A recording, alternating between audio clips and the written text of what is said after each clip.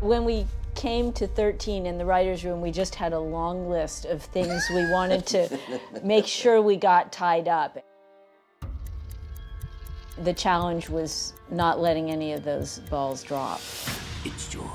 We find out the ways that Kristen's life has been personally affected by it without her knowing about it. David thinks that the psychopaths are tinkering with the fertilized eggs. RSM fertility. I went to RSM fertility. I had a baby born using in vitro.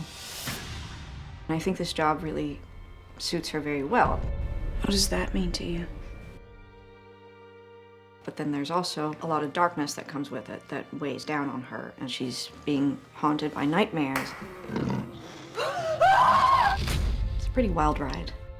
Ben changes over the course of the season as someone who is a strict believer that the world is only what you see, hear, smell, touch. And then he begins that love for him might be attached to someone who believes completely different from him. So you don't really believe in this crap.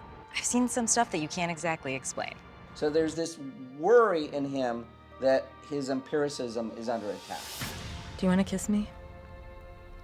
I do.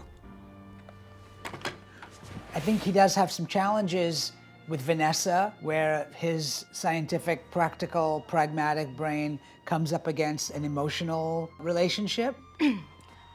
I'm never really alone. My sister's grafted to my body. Here. Kind of like a phantom limb. She's very protective. David's as firm a believer in Catholicism at the end of the season as he is at the beginning, but his faith is under attack by other forces.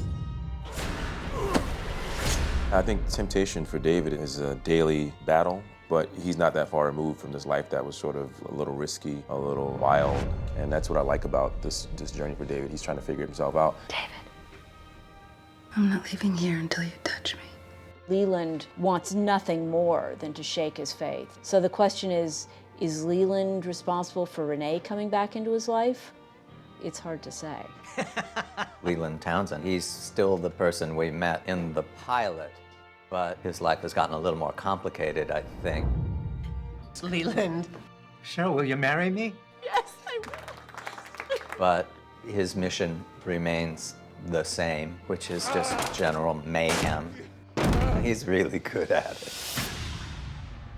There's a little puzzle that is solved over the course of this season that helps you figure out what next season's going to be about.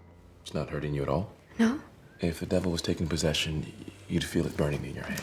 The first season ends with a question, and the second season is going to pick up that question.